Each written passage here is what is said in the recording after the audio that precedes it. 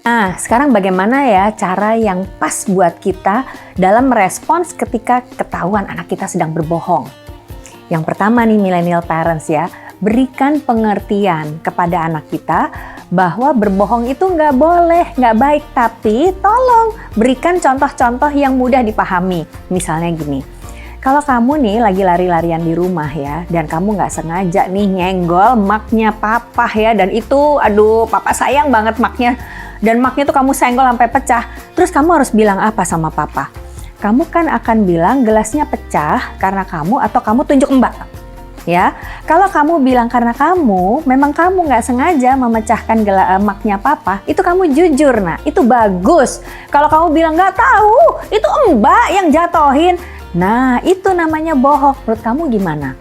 Kalau ternyata kamu terus yang kita marahin mbak, kasihan mbaknya kan ya. Nah, yang kedua nih, berikan konsekuensi atas perilakunya. Di usia 3-6 tahun, anak itu sedang belajar ya, memahami mana sih yang benar, mana yang salah. Lagi belajar millennial parents, jadi yang sabar ya. Untuk itu, kita harus membantu mereka untuk bisa membedakannya. Salah satunya adalah dengan memberikan konsekuensi. Dan untuk konsekuensi, parents itu harus benar-benar tepat ya. Ini loh, persis di perilakunya. Jadi jangan kemana-mana. Kalau kita bilang, kamu nakal, anak bingung. Nakal tuh apaan sih? Jadi, berikan anak konsekuensi positif justru pada saat dia jujur. Misalnya, waduh, terima kasih ya nak, kamu sudah jujur kepada mama. Mama sangat menghargai itu. Peluk dan elus kepalanya. Dengan demikian, anak kemudian menjadi, oh ternyata nggak apa-apa ya, berbuat salah nggak apa-apa, karena mama betul-betul bisa menerimanya dan mengerti. Pada saat anak berbohong, kita juga perlu secara spesifik menegur kepada perilakunya.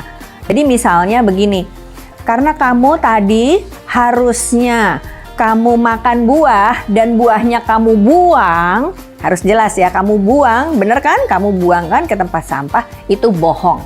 Karena itu, jadi waktu kamu boleh nonton YouTube, Mama potong ya. Biasanya 30 menit kan? Sekarang cukup 10 menit aja gitu ya. Nah, yang terpenting jangan melabel anak kita, kamu anak pembohong ya, kamu bener-bener Pinocchio ya, lihat tuh hidungnya tambah panjang ya, itu yang nggak boleh. Kenapa? Karena ini akan membekas dan akan membuat dia menganggap dirinya sebagai pembohong. Yang ketiga ini penting banget nih millennial parents, kita harus jadi teladan, jadi contoh, jadi panutan buat anak kita ya. Orang tua adalah role model, guru pertama, guru utamanya anak. Semua gerak-gerik kita itu pasti akan diamati oleh anak kita, kemudian dicontoh. Jadi untuk hal-hal yang kesannya sepele, anak-anak meniru loh. Jadi hati-hati ya, kita juga perlu memberi contoh untuk jujur kepada anak-anak. And also keep the promise as a promise ya. Jadi kalau kita nggak bisa membuktikannya, jangan janji sama anak. Karena nanti anak akan bilang, mama aja pembohong, papa aja suka ngibul gitu ya.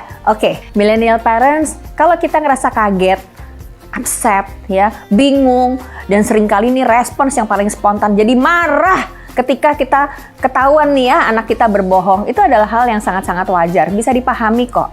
Tetapi ingat ya, anak belajar dari kita bagaimana cara kita mengekspresikan ekspresi emosi kita secara tepat.